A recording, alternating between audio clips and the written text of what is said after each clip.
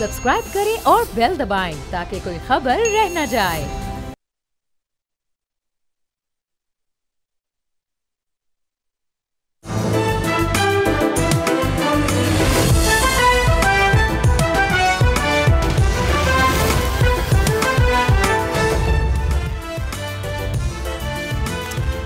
नाज़रीन, you're watching debate with Nadia Mirza. नाज़रीन, पाकिस्तान को जो हाल ही में दिफाई महाज पर भी, उसके अलावा सफारती महाज पर भी जो कामयाबियाँ मिली हैं, पे दर पे कामयाबियाँ मिली हैं, उनको देखते हुए अब जो PTI का जो मामला है, ख़ासतौर पर इमरान खान साहब का जो जेल से बैठ कर वो ट्वीट्स करते हैं या बयान आगे उनके आते हैं, उसको देख के ऐसा लगता है कि वाकई मामलात बंद गली में ही जा रहे हैं और उनके मुस्तक़बिल पर बड़े सवालात उठना शुरू हो गए।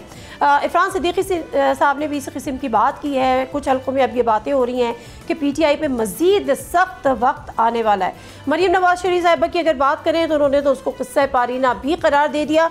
इसका असद कैसर साहब ने एक पोस्ट की है एक्स पर। उन्होंने कहा है कि उन्होंने मरीम नवाज ने बड़े गुरूर और तकब्बुर के साथ कहा है कि इमरान खान का दौर ख़त्म हो गया है। मरियम बीबी, मैं आपका चैलेंज कबूल करता हूँ। नवाज शरीफ ने जिस तरह वोट को इज्जतों को झूठा बयानिया बनाया वो सबके सामने है। आपने वोट चोरी करके हुकूमत बनाई, आपका चैलेंज मंजूर है। न्यूट्रल एम्पायर के साथ साफ शफाफ इलेक्शन करवाएं। एक पीपल्स पार्टी, MQM समेत तमाम इत्यादि एक साथ हो। हमें सिर्फ लेवल प्लेइंग फील्ड दे दें। आप 10 नशिस्तें भी जीत कर दिखा दें तो हम आपका चैलेंज कबूल करते हैं और आप हमारा चैलेंज कबूल करें। लेकिन राना सनाउल्लाह साहब शायद अभी भी पुरुम्मीद है। वो आज भी मशवरे दे रहे हैं कि साथ मिलकर बैठें। मेरे साथ फॉर्मर फेडरल मिनिस्टर और सीनियर पॉलिटिशियन फवाद चौधरी साहब मौजूद हैं। उनसे ज़रा बात करते हैं। अस्सलाम वालेकुम फवाद चौधरी साहब। फवाद चौधरी साहब, जरा PTI की तर्ज सियासत पे ज़रा गुफ्तगू कर लेंगे, लेकिन उससे पहले मरीम नवाज शरीफ साहिबा जो बात कर रही थी और उससे पहले जब वो ये हवाला दे रही थी कि उनको जहाज़ से नीचे उतार दिया गया कि जाओ अपना काम करो, ये क्या किस्सा है? ये तो ऐसे ही, खैर मरीम नवाज का बयान जो है वो आपने चलाया है, तो वो तो ये बातें उस वक्त भी कह रही थी और उसका नतीजा ये निकला कि मरीम नवाज को खुद भी अपनी सीट के ऊपर फॉर्म 47 लेना पड़ा। She lost her elections. जो हार्टलैंड था PMLN का, लाहौर में उनका हल्का, वो उसमें अपना इलेक्शन हार गई।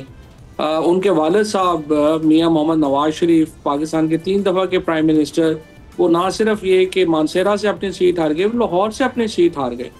तो सवाल ये है कि कहने से क्या होता है, सरकारी वसाइल के ऊपर ज़बरदस्ती जो है वो बराजमान कर दिया जाए और उसके बाद आप गाली गलोच ब्रिगेड इतना बड़ा भर्ती कर लें और अपने आप को तसल्ली देते रहें कि नहीं नहीं हम ही हैं और हमारे मुखालिफिन नहीं, तो वो तो खैर जाहिर है कि किसी को इसमें शुबा ही नहीं है कि आप दोबारा इलेक्शन हो।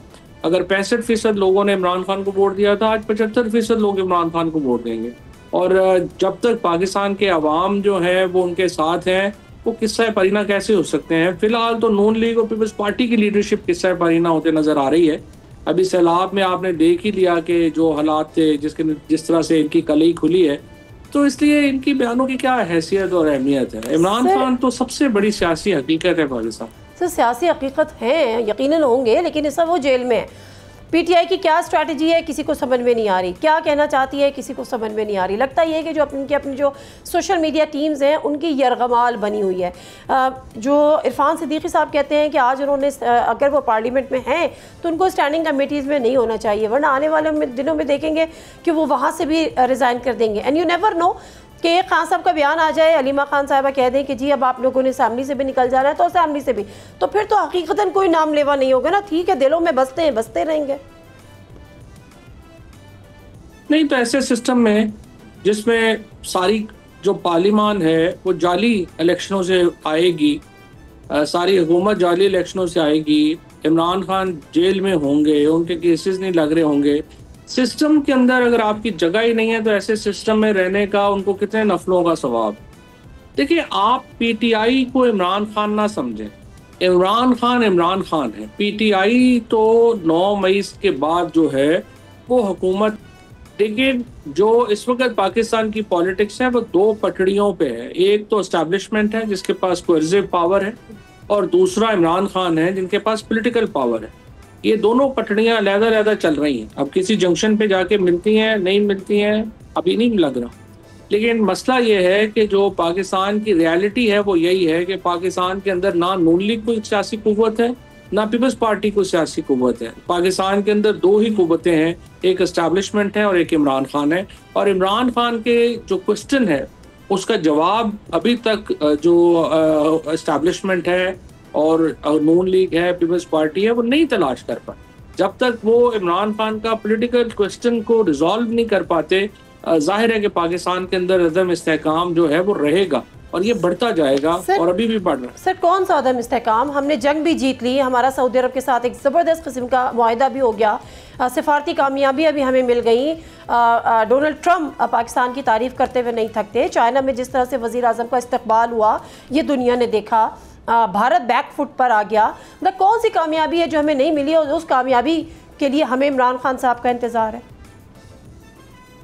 कामयाबियां जो हैं वो तो मिली हैं, इसमें तो कोई शुबा नहीं है, आप ठीक कह रही हैं। खसूसन ये जो भी सऊदी अरेबिया की डील है, ये तो बहुत बड़ा पाकिस्तान के लिए एक माइलस्टोन है, एक वाटरशेड मूवमेंट है पाकिस्तान के लिए। इसके अलावा इसमें भी कोई शुबा नहीं है कि प्रेसिडेंट ट्रंप जो है उनकी सपोर्ट भी पाकिस्तान को मिली है। इसमें नरेंद्र मोदी की अपनी कंट्रीब्यूशन भी बहुत ज़्यादा है। लेकिन जो कामयाबियां हैं वो तो हैं, उसमें तो कोई जो है वो दो राय नहीं है। लेकिन जो असल नाकामी है वो ये है कि लेजिटिमेसी नहीं है। जब तक एक सिस्टम के साथ लेजिटिमेसी नहीं जुड़ती, जब तक लोग जो हैं उस सिस्टम के अंदर अपना हिस्सा नहीं डालते, उस वक्त तक उस सिस्टम की जो क्रेडिबिलिटी है वो नहीं बन सकती। और आप यही देख लें कि ये जो सिस्टम है, ये चाहे 3 साल चल जाए या 4 साल चल जाए या 5 साल चल जाए, इस सिस्टम के साथ जब तक आप अपनी पॉलिटिकल क्रेडिबिलिटी साथ नहीं लगाते, वो सिस्टम इस्तेहकाम का शिकार जो है वो अदम इस्तेहकाम का शिकार रहेगा, वो इस्तेहकाम नहीं आ सकता उसके अंदर। आपका जो सारे का सारा आप देख लीजिए कि आपका जुडिशल सिस्टम जो है वो तबाह बर्बाद हो गया, आपका पॉलिटिकल सिस्टम तबाह बर्बाद हो गया। तो एक शख्स के लिए इतनी बड़ी कॉस्ट जो मुल्क और रियासत दे रही है, ये भी तो जाहिर है कि कहीं ना कहीं जाना है। अच्छा, क्या आप इस बात से इत्तेफाक करते हैं? मैं इमरान खान साहब की जो हिकमत अमली है या जो तर्ज सियासत है, मैं उस पर बाद में बात करती हूँ। ये जो PTI की फ़िलहाल जो क़यादत है, अली अमीन गंडापुर साहब हो गए, दीगर लोग हो गए, बज़ाहिर लग ऐसा रहा होता है कि सोशल मीडिया के यरगमाल बने हुए हैं, बस डर डर के बात कर रहे होते हैं। जो सोशल मीडिया कह रहा होता है उस हिसाब से चल रहे होते हैं, सोशल मीडिया से डर रहे होते हैं। सोशल मीडिया का एक अलग तूफान है। अभी तो खान साहब से भी जेल में सवाल हो गया था कि जी आपका ट्विटर हैंडल कौन चला रहा है। अब ये बातें भी हो रही हैं कि शायद उसको बंद करने की कोशिश भी की जाए। तो ये जो सोशल मीडिया का ये जिन है, ये कहाँ है, ये कौन चला रहा है? देखिए, एक तो ना सोशल मीडिया के अंदर एक तो जाहिर है कि जिस तरह से नून लीग ने, TLP ने, इन्होंने एक सारे गालियां देने के ऊपर बाकायदा लोग पे करके रख लिए हैं। एक तो ये है। PTI के अंदर एक बहुत बड़ा एलिमेंट ऐसा है जो आइडेंटिटी चाहता है और वो शनाख्त के लिए जो है वो इस तरह की बोंगियां मारते हैं। उनका ख्याल है कि नहीं, वो बगैर पैसों के, बगैर पेमेंट की गालियां देते हैं ना, वो तो पेमेंट करा के गालियां देते हैं, ये बगैर पेमेंट के गालियां देते हैं। वो इसलिए कि उनको फिर पेमेंट जो है वो मिल रही है कि आप जब से ये ट्विटर के ऊपर इधर जो सब्सक्रिप्शन मॉडल आ गया है तो उनको पैसे उधर से मिल जाते हैं। सो बुनियादी तौर के ऊपर तो सारी गेम तो जो है वो पैसों के इर्द ही घूम रही है ना। लेकिन देखो, आप बिल्कुल सही कह रही हैं कि देखिए, सोशल मीडिया के ऊपर आप सीरियस फैसले तो नहीं कर सकते। सीरियस फैसलों के लिए तो सीरियस लीडरशिप चाहिए। अब आप मुझे बताएं, इमरान खान ने जो किया है, उन्होंने पार्टी के ऊपर एक बुजदार मॉडल जो है उसको एक्सटेंड कर दिया। अब उसके नतीजे में Pakistan Tehreeke Insaf as a party has ceased to have any impact. It's only Imran Khan है। जैसे इमरान खान ने बुजदार को लगाया था तो ये सोच थी ना कि हम डायरेक्टली चलाएंगे पंजाब इस्लामाबाद से। अब PTI में ये लोगों को लगा के ये सोच है कि हम डायरेक्टली चलाएंगे पार्टी को जेल से। अब उसके नुकसान भी हैं, उसके फायदे भी हैं। फायदा तो ये है कि इमरान खान जो है वो माइनस हो ही नहीं सकते सियासत से, क्योंकि सारा पॉलिटिक्स उनके गिर्द रिवॉल्व हो रही है। और नुकसान ये है कि पार्टी किसी पोजीशन में नहीं है इमरान खान की मदद करने के कि वो बाहर ला सके। नहीं चौधरी साहब, अगर आप जैसे लोगों को, आप हो गए, अली जैदी साहब हो गए, इमरान इस्माइल हो गए, असद उमर हो गए, यू जस्ट नेम इट, बहुत सारे ऐसे लोग हैं, शायद मैं किसी का नाम यहाँ पे मिस, डॉक्टर आरिफ अलवी हो गए और दीगर ऐसे लोग जिनके नाम शायद मैं मिस करी हूँ, उन लोगों को, असद कैसर साहब हो गए, अली मोहम्मद खान साहब हो गए, उन लोगों को आगे लेकर आते कि जी ठीक है, जब तक मैं बाहर नहीं आता आप पार्टी की क़यादत संभालो, सियासी मामला देखो। तो क्या इमरान खान साहब माइनस हो जाते, इर्रेलेवेंट हो जाते? नहीं, इमरान खान जेल से बाहर आ जाते अब तक। ये तो मिसकंसेप्शन है ना। देखिए, मैं यही तो मिसाल के तौर के ऊपर इमरान खान जो है अगर बुज़दार को ना लगाते और उनकी जगह के ऊपर फॉर एग्जांपल शाह महमूद कुरैशी को चीफ मिनिस्टर लगाते तो क्या इमरान खान माइनस हो जाते? Answer is no. Imran Khan is so big. लेकिन प्रॉब्लम ये है कि देखो ना, आप जब एनालिसिस करते हैं तो आपने देखना है ना कि उनका क्या सोच है। तो मेरे ख्याल में तो इमरान खान इतने इस वक्त बड़े हैं कि ही इज इररिप्लेसेबल और उन्हें अपने फैसले जो हैं वो किसी से सोशल मीडिया से मुतासर होके या किसी डर इस पे तो लेने ही नहीं चाहिए उनको। तो ये जो आपने बात कही है ये बिल्कुल ये बड़ी पॉलिटिकल बात की है और 100%। अच्छा चले इसको तो छोड़ दें, चलो जी ये सारे हम लोग जो हो गए इनका फैसला वो कहते हैं मैं बाद में करूंगा। आप मुझे बताइए शाह महमूद कुरैशी की पार्टी में क्या हैसियत है, महमूद रशीद की क्या हैसियत है, एजाज चौधरी की क्या हैसियत है, यास्मीन राशिद की क्या हैसियत है, उमर चीमा की क्या हैसियत है, आरिफ अलवी, असद कैसर, हमाद अजहर, असलम इकबाल, इन लोगों की क्या हैसियत है इस पार्टी में?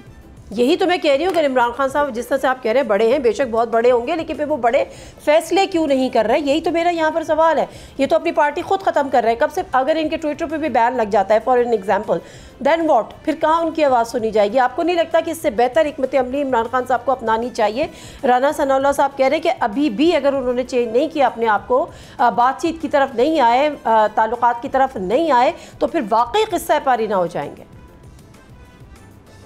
ये मैं आपको ये बताऊं कि राना साहब तो एक्सेप्शन है और सच्ची बात यह है कि उन्होंने हमेशा बड़ी अकल की बात की है और कोशिश की है कि चीज़ें बेहतर हों। लेकिन ये ख्वाहिश हुकूमत में नहीं है कि वो इमरान खान से बातचीत करें। और उसका एक तो आपने मरियम नवाज की जो बातें सुनाई हैं। चौधरी साहब, फिर क्या आपको लगता है कि छोड़ दें क़यादत को? आप कहते हैं ये क़यादत नाअहल है, नहीं कर सकती, फला फला।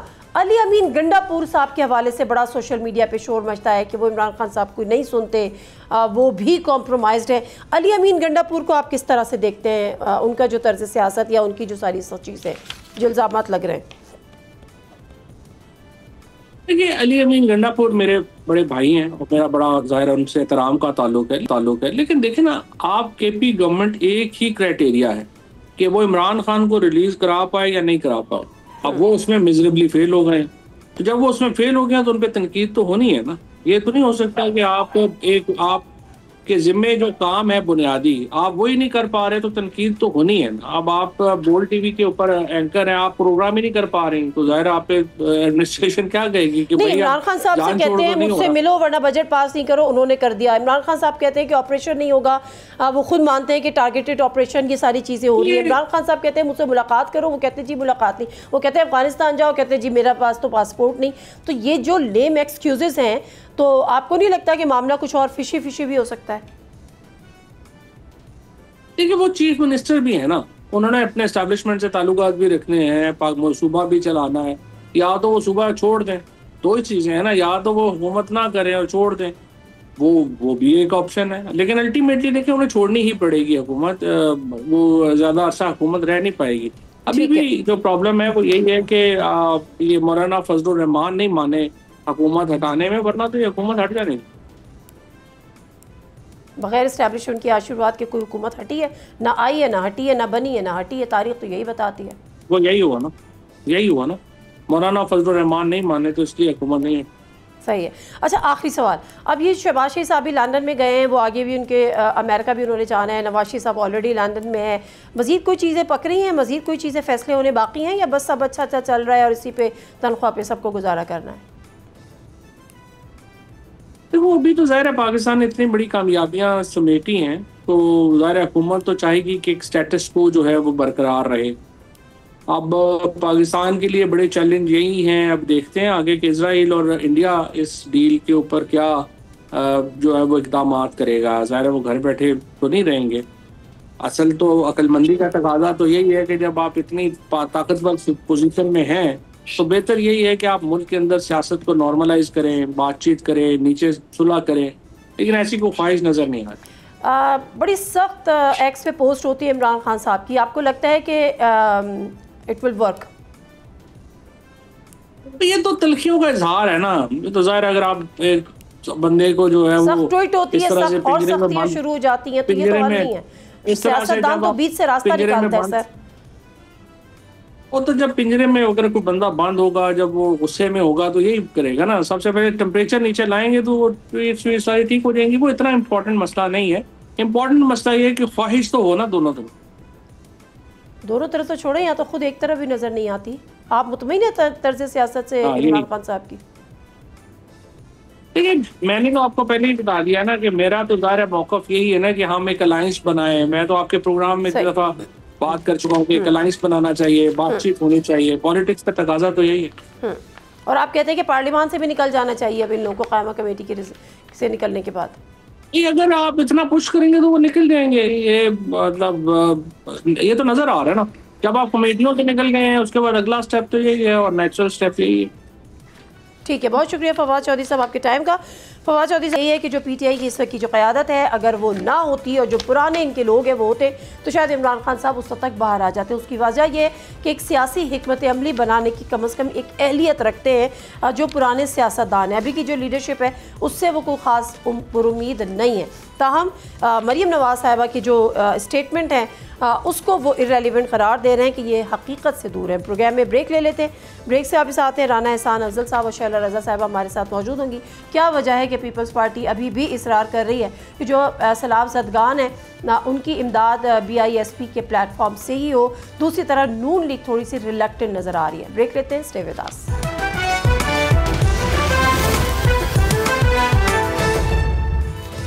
जनरल प्रोग्राम में एक दफ़ा फिर आपको खुश आमदीद कहते हैं। अगर PTI और PMLN की आपस में बयानबाजी होती रहे तो समझ में भी आती है, और अगर पीपल्स पार्टी और PTI की बयानबाजी होती रहे तो वो भी समझ में आती है। लेकिन जब पीपल्स पार्टी और PMLN के दरमियान बयानबाजी होती है तो फिर थोड़ी सी हैरत भी होती है। एक तरफ इत्तेहादी भी हैं, दूसरी तरफ एक दूसरे को ताने भी दे रहे होते हैं, तशने भी दे रहे होते हैं, बहुत सारी चीज़ों पर। खैर, ये भी चीज़ें चलती रहती हैं। एक और जो अहम मामला था वो था सैलाब के हालात को भी देखकर जो हसन मुर्तज़ा साहब जो कि पीपल्स पार्टी के बड़े सीनियर रहनुमा हैं वो रोते रहे। अच्छा, हसन मुर्तज़ा साहब जब ये बात कर रहे थे और चौधरी मंजूर साहब ने भी इसी हवाले से एक शिकवा किया तो उस पर असमा बुखारी ने कहा कि अपना ये फ़लसफ़ा जाके बिलावल भुट्टो साहब को सुनाए। और उसकी वजह क्या थी? क्योंकि उससे पहले जब बिलावल भुट्टो ज़रदारी ने सैलाब ज़दा इलाकों का एक विज़िट किया था, उसके बाद जब उन्होंने मीडिया टॉक की थी तो उन्होंने मरीम नवाज़ शरीफ साहब की परफॉर्मेंस की तारीफ़ की थी। तो फिर क्या वो ये गलत कह रहे थे? इसके अलावा भी कुछ चीज़ें उसमें ज़रा बाद में बात करेंगे। अपने जो पैनलिस्ट हैं हमारे आज के सीनियर पॉलिटिशियन, हमारे रिस्पेक्टेड गेस्ट, उनसे आपका तारुफ करा देती हूँ।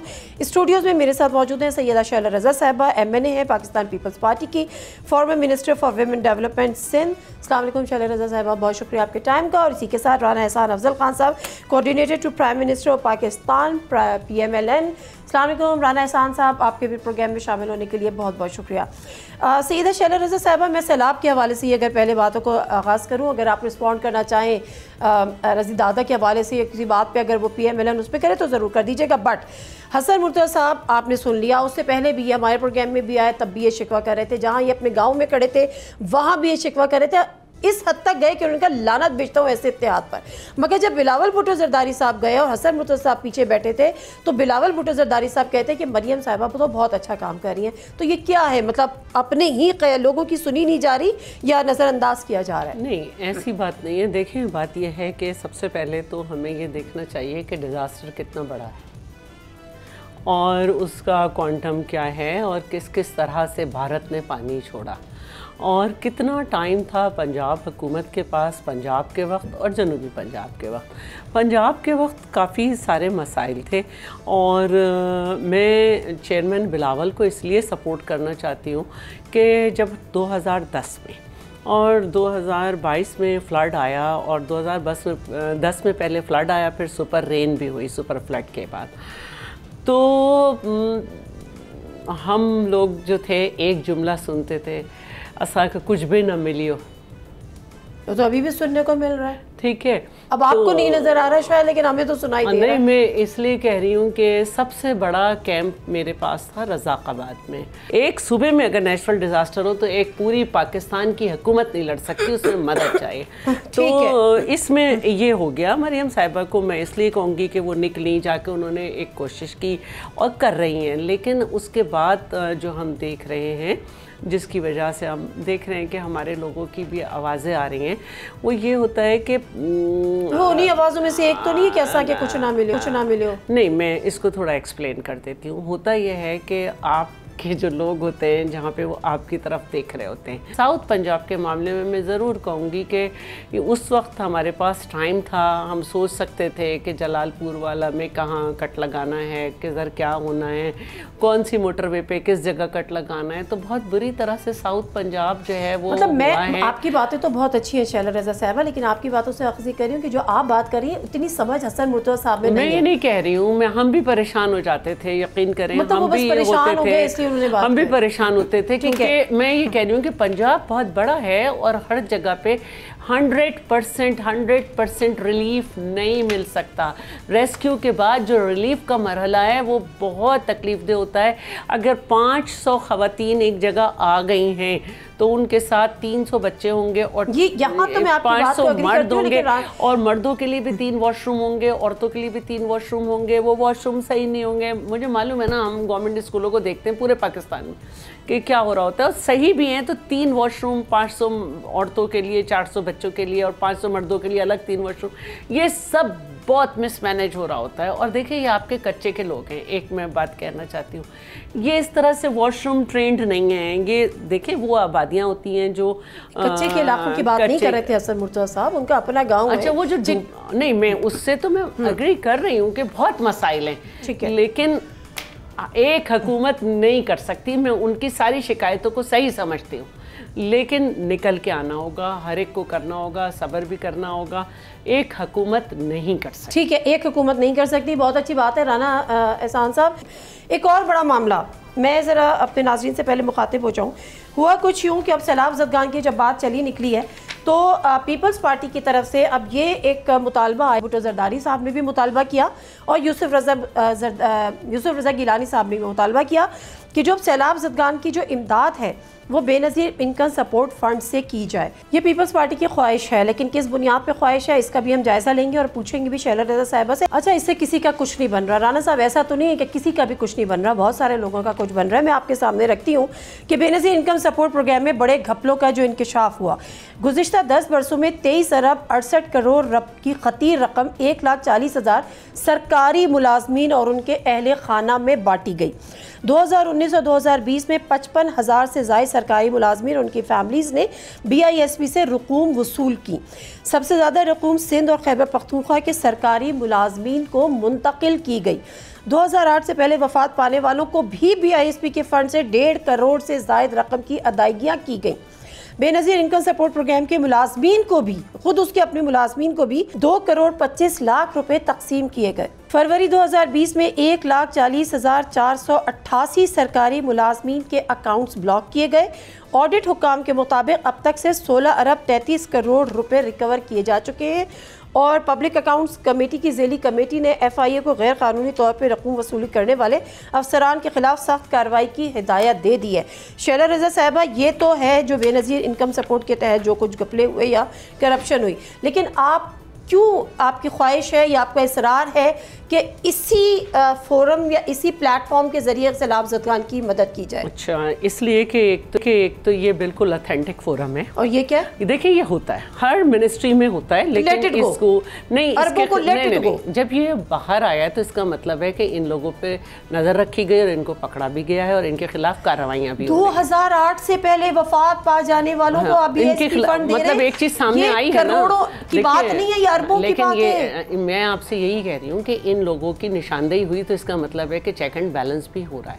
बेनज़ीर इनकम सपोर्ट प्रोग्राम जो है इसकी सबसे कामयाब सर्वे है और जो स्कोर मीटर है 16, उससे जो नीचे के लोग हैं ये उनको मिलता है जिनके यहाँ कोई कमाने वाला नहीं है, जिनके यहाँ कमाने की सारे रिसोर्सेज के बावजूद जो इनकम है वो इंक्रीज़ नहीं हो सकता। एक मिनट, ये जो है तरीक़ा, देखिए इस वक्त जो हम बात करना चाह रहे हैं ना, रेस्क्यू हो गया, रिलीफ की बात कर रहे हैं। रिलीफ में हम क्या करते हैं कि क्योंकि हमने 2 सैलाब भुगता है कि हम क्या करते हैं, बिरयानी या चावल जो है वो करते हैं, तो उसमें छोटे, एक मिनट प्लीज, एक मिनट राना एहसान साहब का पॉइंट ऑफ व्यू मैं अपनी बात ही नहीं पूरी हो सकी। उसमें ये होता है कि अगर आप किसी के हाथ पे पैसे रख देते हैं जो उसको मिलने हैं, तो वो उसमें अपने बच्चों की कोई छोटी खाने की चीज, कुछ इस तरह की चीज, तो ये उन्हें मिल जाता है।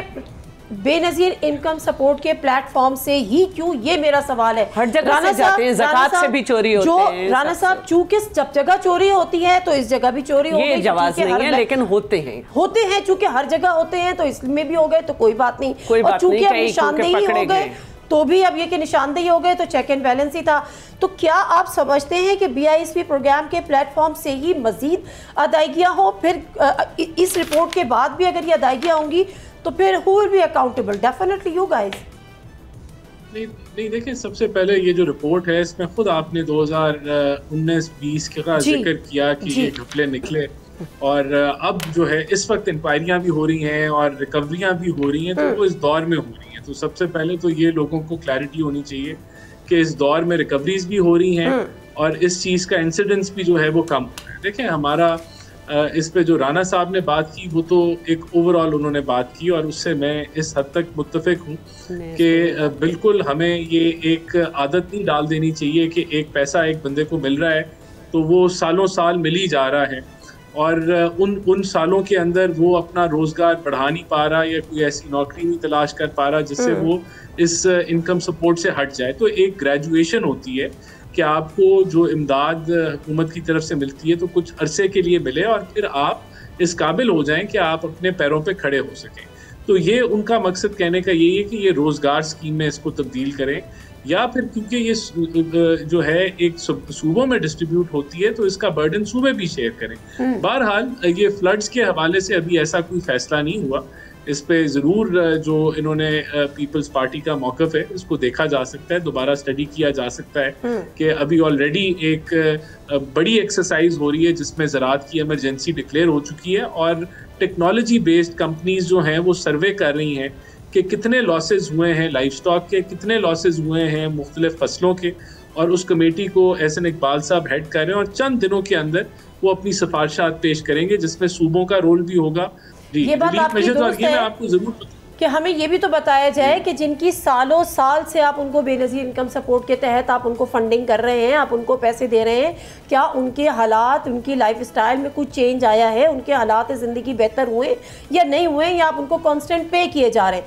सेकेंडली ये कि PMLN के हलकों में अब इस चीज़ को लेकर रिलेक्टेंस है, तो आप ये समझते हैं कि बावजूद इसके अभी भी BISP के ही प्लेटफॉर्म से सैलाब ज़दगान की मदद की जाए?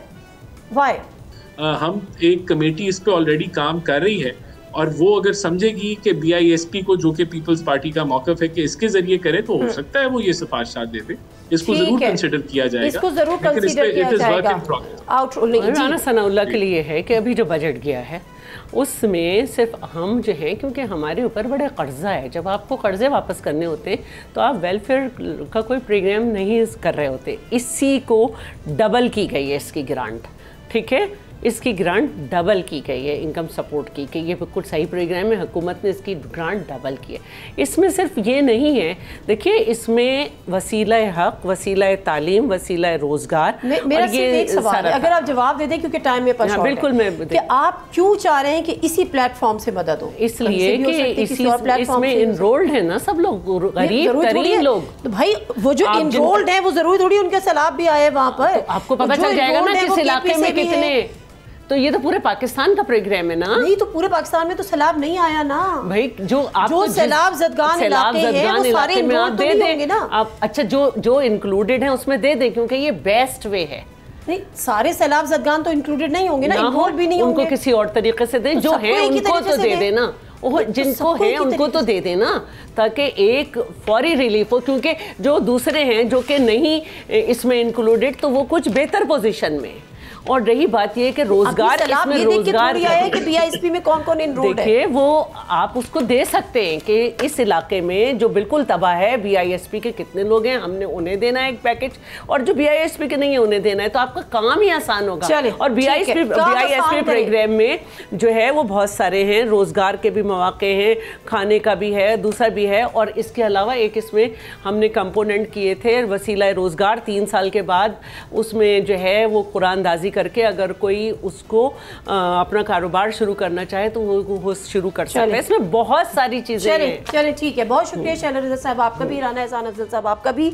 और मामला कि बहरहाल BISP है, लेकिन शैला रज़ा साहब का कहना है कि जो कम अज़ कम इसमें इनरोल्ड हैं वो सैलाब ज़दगान भी हैं, उनको आप इससे कर दें। उनकी मदद, जो नहीं है इसमें इनरोल उनको अलग प्लेटफॉर्म से कर दें, तो क्यों ना एक ही प्लेटफॉर्म बना दें जिससे सबकी मदद कर दें। लेकिन बहरहाल राना सनाउल एहसान साहब की बात ठीक है कि अभी अंडर कंसिडरेशन है, जो भी सिफारिशात आएंगी उन पर अमल किया जाएगा। प्रोग्राम से दीजिए नादिम मिर्ज़ा को इजाज़त, अल्लाह हाफ़िज़।